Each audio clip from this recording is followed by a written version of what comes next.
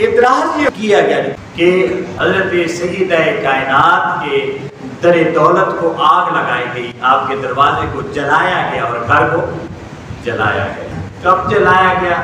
کہتے ہیں حضرت رسول کائنات کے وصال کے بعد حضرت ابوبکر صدیق رضی اللہ تعالیٰ عنہ کو خلافت ملی اور آپ نے خلافت سنبھالی، تو کئی لوگ جو تھے انہوں نے آپ کے ہاتھ پر بیعت نہیں، اور حضرت سیدہ کائنات کے گھر میں آپ کے دروازے پر، وہ مسجد نبی کے سامنے ان کا دروازہ تھا، مسجد نبی میں تو کھلتا تھا، تو آپ کے گھر کے سامنے انہوں نے سٹرائک کی، دھرنا دیا، احتجاج کی خلافت کے مستحق علی۔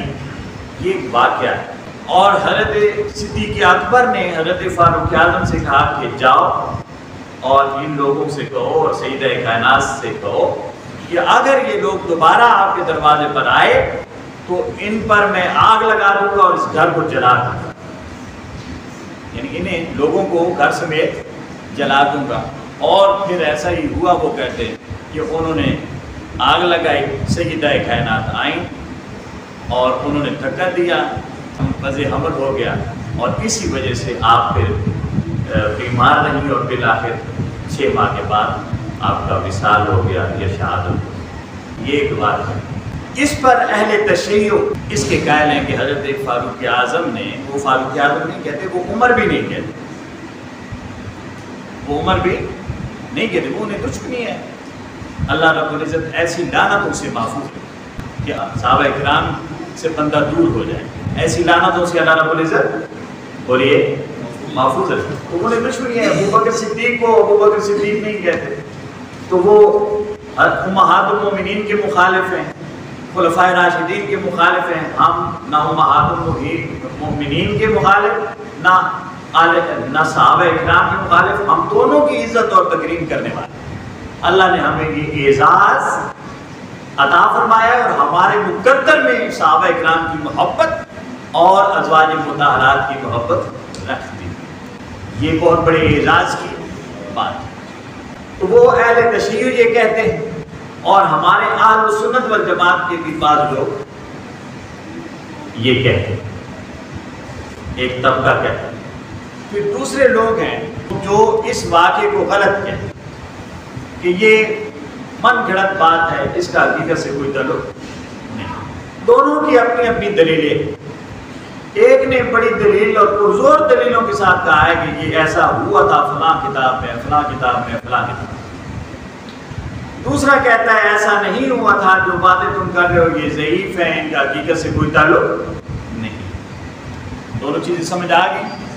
یہاں تک سمجھ آ گئی؟ یعنی یہ واقعہ ہے شیعہ اور کچھ سنی اس کے ساتھ کہ ایسا ہوا، اور کچھ اہل سنت دیوبندی اور بریلوی اہل حدیث یہ لوگ اور شوافی وغیرہ، ان کا کہنا یہ ہے کہ ایسا نہیں۔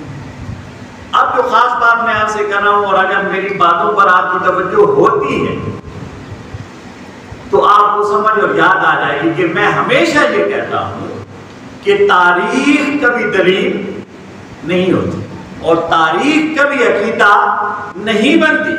عقیدہ اور دلیل قرآن ہے یا حدیث ہے؟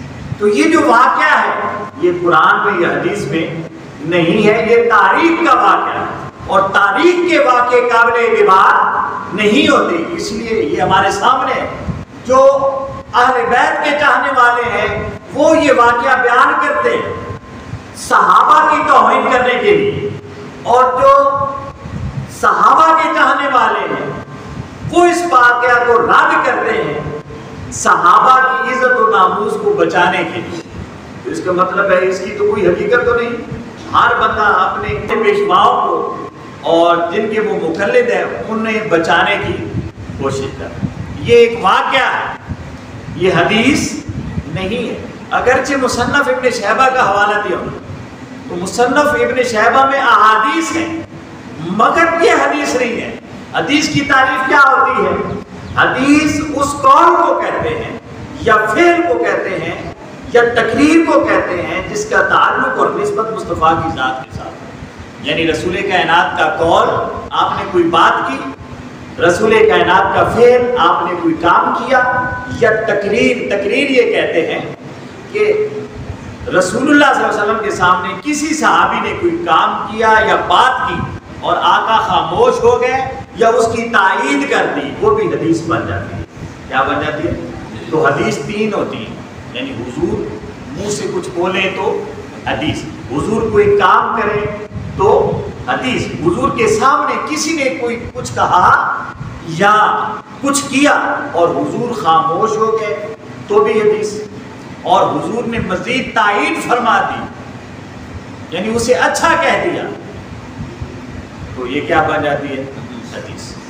اب یہ جو واقعہ ہے یہ نہ حدیث قولی ہے، نہ حدیث فعلی ہے، نہ حدیث تقریری، اس کا حدیث سے کوئی تعلق نہیں، یہ ایک تاریخی واقعہ ہے۔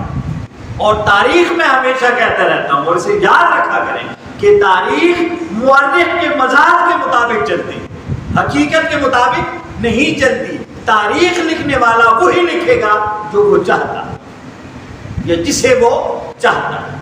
اس لیے دونوں طرف سے دونوں ایک دوسرے کا رد کرتے ہیں اور اپنی دلیلوں کو معتبر کرتے ہیں۔ ہم یہ کہتے ہیں کہ صحابہ کرام کا کردار دیکھیں، ان کی عظمت کردار دیکھیں اور ان کی شب و روز دیکھیں، اہل بیت اطہار کا عالم صحابہ کرام کے ساتھ تعلق اور صحابہ کرام کا اہل بیت اطہار کے ساتھ جو تعلق ہے اسے دیکھیں۔ اگر اسے دیکھیں گے تو ان جگہوں میں آپ نہیں پڑھ سکیں گے، کیونکہ تیسرا آدمی جو ہم جیسے لوگ ہیں اور سادہ لوگ ہیں وہ کہیں کہ کیا جائیں، ادھر یہ لکھا ہوا ہے کہ انہوں نے جلا دیا، ادھر ہم فاروق اعظم کہہ رہے ہیں، ادھر ہم صدیق اکبر کہہ رہے ہیں۔ اب سیدہ کائنات ہے، سیدہ جنت ہے اور انہیں دھکے دیے جا رہے ہیں۔ یہ صحابہ کا مزاج نہیں تھا، صحابہ محبت اور پیار سے رہنے والے لوگ تھے، ایسی حرکتیں صحابہ کم از کم اہل بیت کے ساتھ نہیں کرتے، آپس میں کرتے تھے جنہیں مشاجرات کہتے ہیں، مشاجرات صحابہ، یعنی صحابہ آپس میں لڑ جھگڑ پڑا کرتے تھے۔ آپ نہیں لڑتے جھگڑتے، آپ کے بیٹے آپ سے اور آپ اپنے بیٹوں سے، آپ کی بیوی آپ سے، آپ اپنی بیوی سے، آپ اپنے رشتہ داروں سے اور رشتہ دار آپ سے نہیں لڑتے۔ تو صحابہ کوئی فوق الفطرت چیز تو نہیں ہے، وہ بھی لڑتے جھگڑتے تھے، ایک دوسرے کے ساتھ لڑتے جھگڑتے تھے۔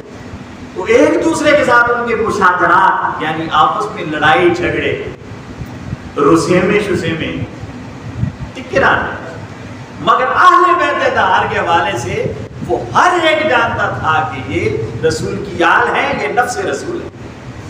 اس لیے ہم کیا کریں، میں دو تین چیزیں آپ کو سمجھانا چاہتا ہوں۔ سب سے پہلی بات یہ ہے، یہ عقیدہ ہے کہ صحابہ کرام ہمارے لیے واجب التعظیم، لائق ادب و تعظیم و تکریم، ان کا ادب ہم پر واجب ہے اور ہمارے ایمان کا حصہ ہے، اور اگر ہم ان کا ادب اور احترام نہ کریں تو یہ خامی ایمان ہے، یہ یاد رکھیں۔ دوسرا یہ ہے، یہ خاص بات کہ کون صحابی ہے اور کون صحابی نہیں، یہ اللہ رب العزت نے سورہ بقرہ میں بھی بیان فرما دیا، سورہ توبہ میں بھی بیان فرما دیا، سورۃ المنافقین میں بھی بیان فرما دیا۔ وقت ہوا تو میں آئندہ کسی وقت اس پر تفصیل کریں کہ جنہیں ہم صحابی کہتے ہیں کیا وہ صحابی ہیں یا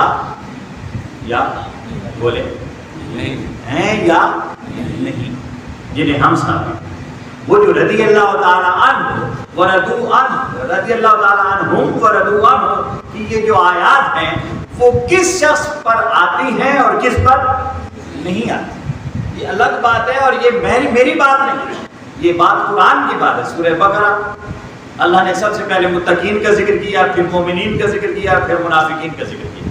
وَمِنَ النَّاسِ مَن يَقُولُ آمَنَّا بِاللَّهِ وَبِالْيَوْمِ الْآخِرِ وَمَا هُم بِمُؤْمِنِينَ۔ کچھ لوگ ایسے بھی ہیں ان میں جو صحابی ہیں اور کہتے ہیں ہم اللہ پر بھی ایمان لائے اور آخرت پر بھی ایمان لائے، وَمَا هُم بِمُؤْمِنِينَ، وہ مومن نہیں۔ یہ قرآن کہتا ہے، میں نے تو نہیں کہا۔ اب آپ کو ڈھونڈنے کی ضرورت نہیں کہ یہ صحابی ہے، یہ ہے، یہ نہیں ہے، یہ چیزیں بھی کھل جاتی ہیں خود بخود کہ کون ہے اور کون نہیں، یہ ہمیں کہنے کی اور تلاش کرنے کی ضرورت نہیں۔ پھر فرمایا یخادعون اللہ والذین آمنوا، یہ اللہ کو بھی دھوکہ دیتے ہیں اور ایمان والوں کو، وما یخدعون الا انفسهم، مگر یہ نہیں جانتے کہ یہ دھوکہ خود کو دیتے ہیں، اللہ تو جانتا ہے، اللہ تو جانتا ہے۔ تو یہ چیزیں سورہ توبہ میں بھی اور سورہ منافقون میں بھی ہیں۔ تو کون صحابی ہے اور کون صحابی نہیں ہے یہ اللہ نے واضح بتا دیا۔ پھر حدیث میں بھی آ گیا، حضور اکرم صلی اللہ علیہ وسلم نے اپنے ہی صحابہ کو مسجد نبوی سے جمعہ کے وقت نام لے لے کر نکال دیا تھا۔ مسجد نبوی سے نام لے لے کر نکال دیا تھا۔ کون تھے وہ؟ حضور کے صحابی تھے مگر منافق تھے۔ تو منافق کبھی صحابی نہیں ہو سکتا۔ پھر عبداللہ بن جاش حضور کے پھوپھی کے بیٹے، حضرت ام حبیبہ کے پہلے شوہر ہیں اور انہوں نے سب سے پہلے حبشہ کی طرف ہجرت کی ہے۔ ام حبیبہ ساتھ گئی ہیں، جب حبشہ پہنچ گئے وہاں تک صحابی تھے۔ اور السابقون الاولون من المہاجرین والانصار ان میں شامل تھے، ان میں شامل تھے، صحابی تھے، ان میں شامل تھے۔ ہجرت حبشہ کی السابقون الاولون کا ٹائٹل ملا، یعنی صحابیت میں سب سے افضل جو افضل لوگ ہیں ان میں سے ایک ہے ام حبیبہ بھی، ام المومنین حضرت ام حبیبہ۔ اور وہ بھی مگر جب وہاں پہنچے تو عیسائی ہو گئے۔ تھے کون؟ تھے کون جی؟ صحابی تھے، کون؟ صحابی۔ وہاں مرتد ہو گئے، عیسائی ہو گئے۔ تو کون صحابی ہے اور کون صحابی نہیں قرآن نے بھی بتا دیا ہے، حدیث بھی بیان کر دیا۔ پھر عبداللہ بن ابی، حضرت فاروق اعظم نے رسول کے اناس میں آقا آپ جانتے ہیں اس کے بارے میں، تو اسے مارتے کیوں نہیں، اسے قتل کیوں نہیں کرتے، قتل کا حکم کیوں نہیں دیتے؟ تو آقا نے فرمایا لوگ کہیں گے کہ محمد اپنے صحابہ کو مار رہا ہے، لوگ کہیں گے کہ محمد اپنے صحابہ کو مار رہا ہے۔ عبداللہ بن ابی رئیس المنافقین ہے مگر حضور کا صحابی۔ تو ہمارے نزدیک تو جب تک ہمیں بتایا نہیں مصطفیٰ نے تب تک وہ صحابی تھا، اب رئیس المنافقین کہنا۔ یہ چیزیں قرآن نے بیان کر دی، اس لیے ہمیں بحث کی ضرورت تھی، حدیث نے بھی بیان کر دی۔ میں کتنی حدیثیں سنا چکا ہوں آپ کو، اگر آپ ہوش و حواس کو قائم رکھتے ہوئے سنتے ہیں تو اب تک واضح ہو جانا چاہیے کہ صحابی کون ہے اور غیر صحابی کون ہے۔ قرآن نے بھی بتا دیا، حدیث نے بھی بتا دیا ان صورتوں میں۔ اور اس کے بعد پھر یہ کہ کسی کے کہنے سے کوئی صحابی غیر صحابی نہیں بنتا اور کوئی غیر صحابی ہو تو صحابی نہیں بنتا، کیونکہ اللہ نے کلیئر کر دیا کہ یہ صحابی ہے اور یہ صحابی نہیں۔ سورۃ المنافقون پوری اسی بات پر ہے۔ وہ کہتے ہیں ہم گواہی دیتے ہیں انک رسول اللہ، ہم گواہی دیتے ہیں کہ ہم اللہ کے رسول ہیں، اور اللہ فرماتا ہے مجھے پتا ہے تو میرا رسول ہے، فإنہم لکاذبون، مگر یہ جھوٹ بول رہے ہیں، یہ تو صحابی ہیں، کہتے ہیں تو رسول ہے، اللہ کہتا ہے یہ جھوٹے ہیں، نہیں جھوٹے۔ کیا اللہ کا رسول نہیں ہے؟ فرماتا ہے میں جانتا ہوں تو میرا رسول ہے، مگر یہ جھوٹ بول رہے ہیں کیونکہ زبان سے کہہ رہے ہیں، اقرار باللسان ہے، تصدیق بالقلب نہیں۔ تو اس لیے کسی کے کہنے سے کوئی صحابی غیر صحابی نہیں ہوتا، کوئی غیر صحابی نہیں ہوتا۔ اس لیے اپنی خواہش نفس کو آپ اس طرف بھی موڑ لیں، کسی غیر صحابی کو صحابی کہتے پھرے یا کسی صحابی کو غیر صحابی کہتے پھرے، اپنی خواہش نفس سے، اپنے بغض کو، بغض اہل رسول کو اظہار کے لیے کسی کو آپ کچھ کہتے پھرے، اس سے کوئی غیر صحابی نہیں بنتا۔ یہ بھی سورہ توبہ کی آیات السابقون الاولون میں نے ایک بار اس کا ذکر کیا تھا۔ پھر فرمایا کہ کوئی عزت دار ہو تو کسی کے ذلیل کرنے سے کوئی عزت دار ذلیل نہیں ہوتا، اور کوئی ذلیل ہو اسے کتنی بھی عزتیں آپ عطا کرتے ہیں ان اللہ وہ کبھی عزت دار نہیں ہو سکتا۔ قرآن نے کہا وَتُعِزُّ مَن تَشَاءُ وَتُذِلُّ مَن تَشَاءُ، جسے رب چاہے ذلیل کرے، جسے رب چاہے عزت دے۔ ہمارے عزت دینے سے کسی کو عزتیں نہیں ملتی، اور ہمارے ذلیل کر دینے سے کوئی ذلیل عزت دار کبھی ذلیل نہیں ہوتا۔ یہ سمجھ آ گیا آپ کو؟ اب اگلی بات، ہم انسان ہیں، ہم کون ہیں؟